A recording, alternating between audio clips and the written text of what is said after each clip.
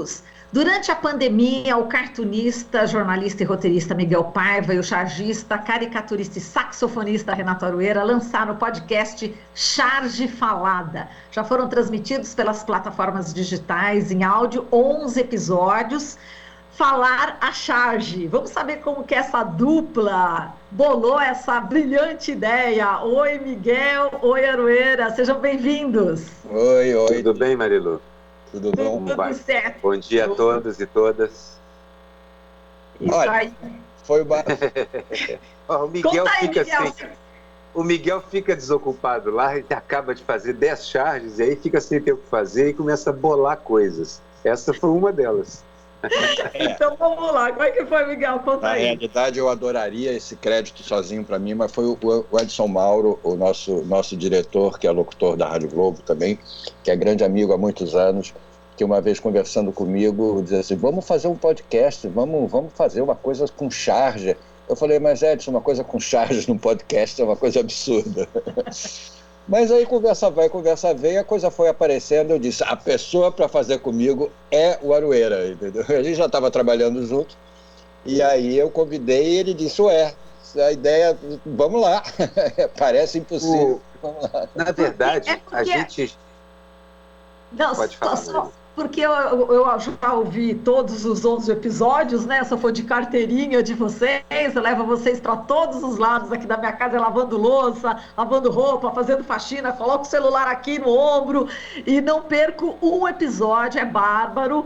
E a charge é exatamente uma ideia, né? E essa ideia que vocês acabam contando pra gente, não é isso?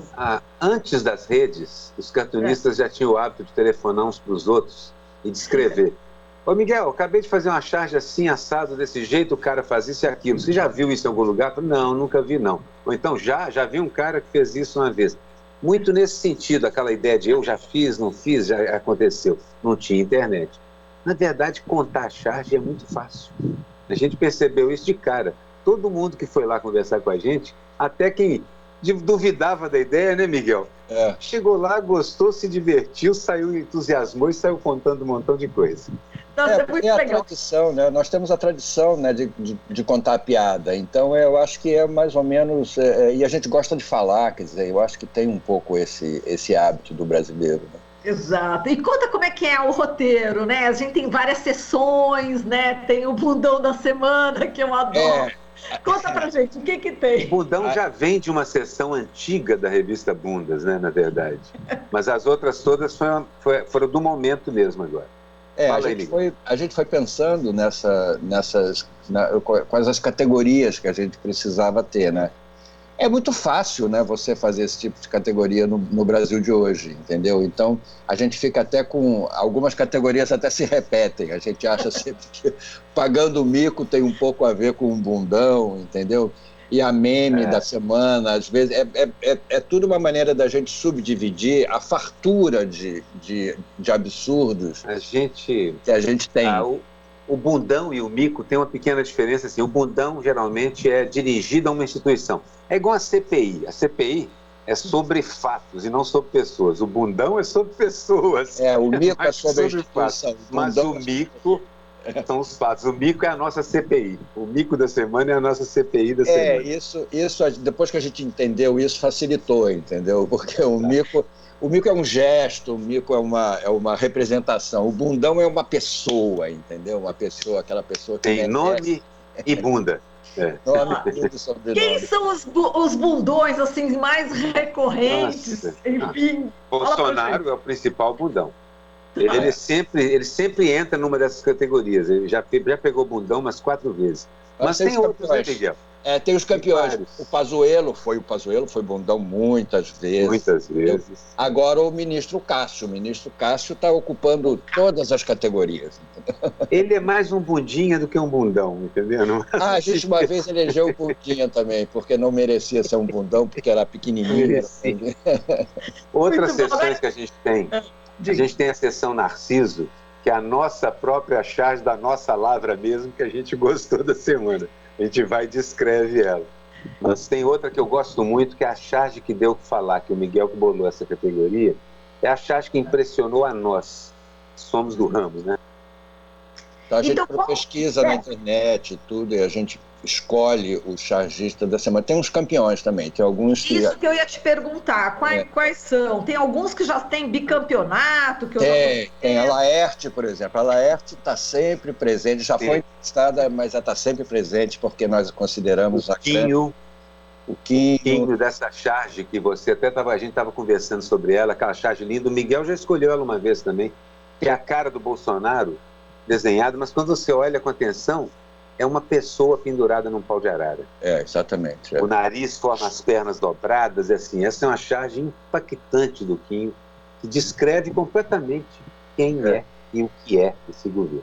O J. Camelo também, o J. Camelo está sempre presente, ele é um artista plástico, né? As charges deles são quadros praticamente, e ele é muito bom chargista também.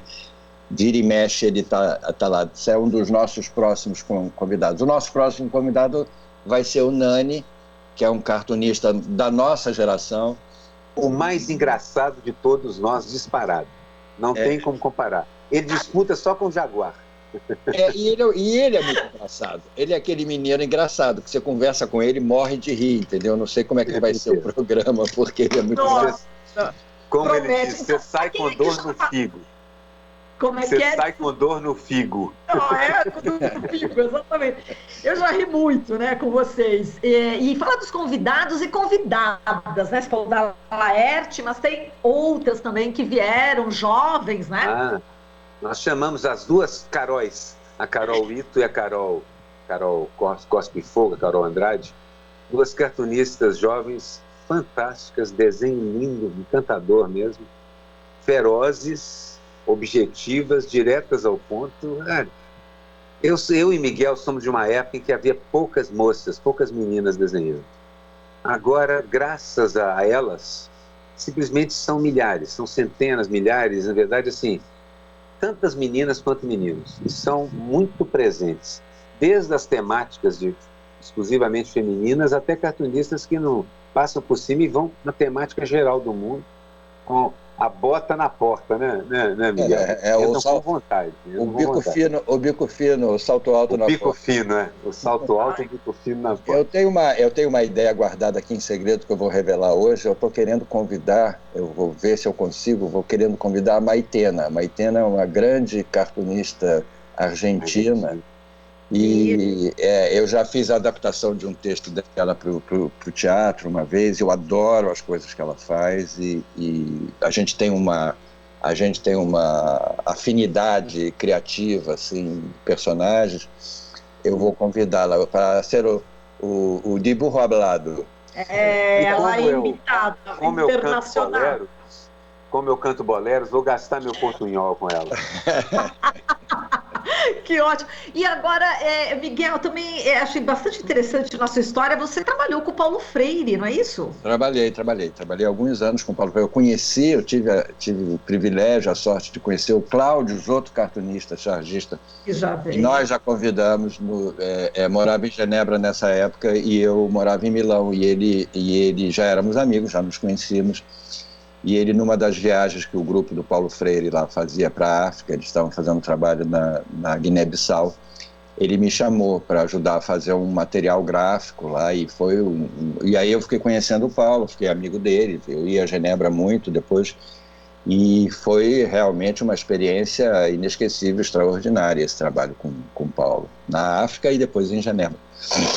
Então, e a charge, enfim, tudo que vocês fazem tem esse compromisso social, não é isso? E eu estou vendo que vocês estão denunciando direto o governo Bolsonaro, né? E educativo.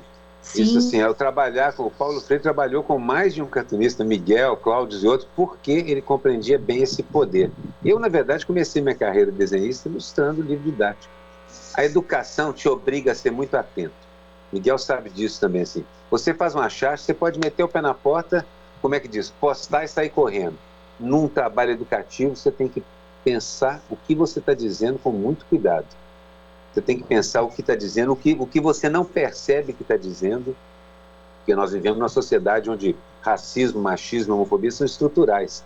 Volta e meia, uma coisa dessa pode escapar. Quando você trabalha com educação, você tem que destrinchar o cartoon muito bem, antes de colocar ele na roda. E eu acho que o desenho de humor tem uma vantagem ele tem uma facilidade para sintetizar as ideias muito grande. Então, os materiais didáticos, quando nos são passados para que a gente os transforme, desenhe tudo, vira uma outra coisa muito mais fácil de ser entendida. Tem uma identidade com o público que lê, uma reação, uma surpresa quando eles se veem desenhados, que é fantástica, é mágica. A charge, essa mecânica. A charge é utilizada em livros didáticos e em exames no mundo inteiro. No Brasil, o Enem é coalhado, tem várias charges. Eles roubam as nossas charges.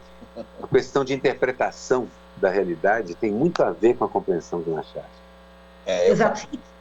Eu cedo muita charge para livro didático. Também. O Enem nem nos pede, usa e sem... O Enem usa. Mas olha, e tem diferença no traço, né? Por exemplo, de paulista, de carioca, mineiro. Fala um pouquinho disso. Tem muita diferença de traço, mas não é por regionalismo. Assim, tem exatamente, já começa daí. Tem o traço e tem a massa pictórica, aquela massa de onde você usa menos um contorno e mais sombreado. Então o estilo de cartoon varia desde aquilo que a gente chama de quase não desenho. Tem uma moça na Folha que desenha com o mouse, inclusive, ela faz uns desenhos quase pixelizados, até desenhos como de caricaturistas franceses, Moulatier, né, Miguel, que é um fenômeno.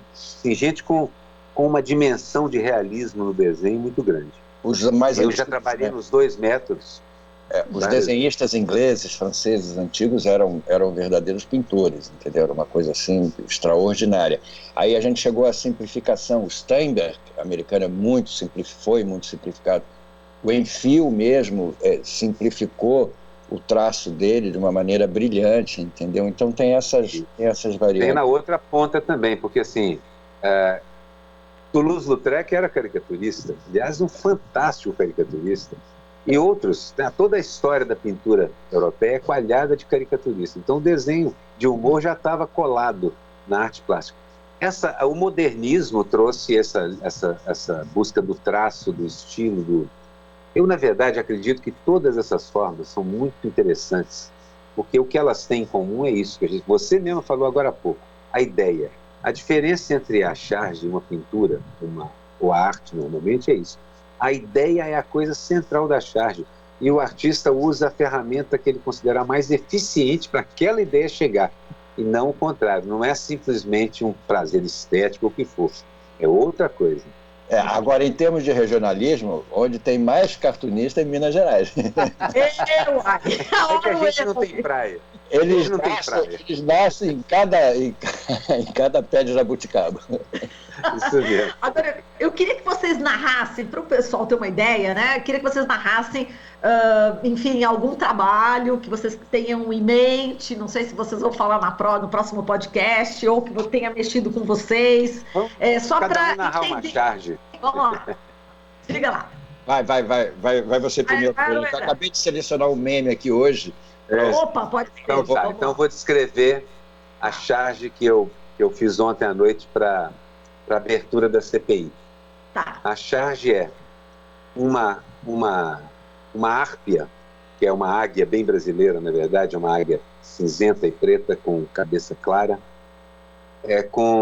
voando para cima de um pequeno camundongo, e esse camundongo correndo.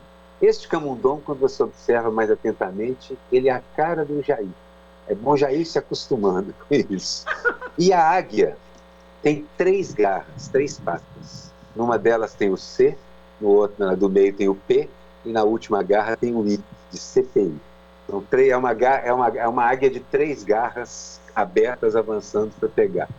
É otimista? É um desejo meu, mas nunca vi uma CPI que não trouxesse muito problema para quem foi alvo dela. Mesmo quando não dá em nada. Eu mudei a minha ideia também, não vou ler a meme, não. Vou descrever a charge que eu me lembrei agora, você falando da sua charge da CPI. Eu fiz uma para hoje também, que é assim, é a palavra CPI como se fosse um prédio muito grande, assim, perspectiva, você olhando para cima, aquelas letras enormes, e bem pequenininho aqui na virada da letra I, na sombra, assim, sendo refletida, tem uma pessoa que é o Bolsonaro dizendo assim: caramba, será que eles vão me achar aqui? Ai, que ótimo! Não, sensacional, as duas charges maravilhosas. Ai, pena que o tempo acabou, não é possível. Ontem, que é bom, acaba. O tempo acaba. Bom, mas enfim, eu quero que vocês falem onde é que a gente pode ver. Bom, eu ouço, né? E vejo na minha cabeça, né? Isso que é vejo bom. Na minha cabeça a charge. A gente publica naquilo que eu soube, se chama agregador de podcast. Mas eu descobri depois que qualquer coisa que toque música, toca podcast também. Pronto. Então o nosso podcast está lá. Nós somos, Spotify, qualquer um desses aí tem. Nós somos produzidos pela Rádio Garagem, o estacionamento do seu podcast, que é ótimo. Eu acho maravilhoso. E a forma pelo Edson Rádio Garagem. Peraí, Rádio Garagem com direção de Edson Mauro e produção de Matheus Reis. Isso. E nós estamos em todos os podcasts. Nós estamos no Spotify, nós estamos no da Apple, nós estamos no Brasil 247, lá no SoundCloud do Brasil 247. Toda semana eu publico um resumo do programa e o link, então basta acompanhar o 247 também, que vocês são imediatamente catapultados para o podcast. É bacana estar na rádio. Eu sou sobrinho e filho de gente que foi radialista. Meu pai era jornalista e radialista, meu tio também. É bacana, eu sou casado com uma moça que é violinista, mas é radialista. É bacana demais essa ideia de falar, contar e as pessoas estarem fazendo outras coisas, ocupadas com a mão e os olhos e ouvindo. É muito gostoso. Isso é meio mágico e eu acho que estimula muito a imaginação, entendeu? É fascinante essa ideia de você estar cutucando, estimulando as pessoas a imaginarem na cabeça delas. Como você disse, Marilu, vendo na sua própria cabeça, né? Isso, exatamente. E depois também faz e aguça o interesse em procurar, né, em procurar o trabalho das pessoas que vocês estão convidando. Então, quer dizer, é uma coisa que não descarta, né, o fato do físico mesmo, de você ver.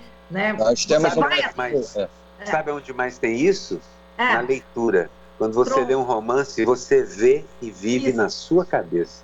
Exatamente. Depois que a gente faz o programa, a gente tem um perfil no Instagram, onde a gente publica os desenhos, não todos, mas alguns mais importantes do programa. Então você pode confirmar depois o que a gente andou descrevendo.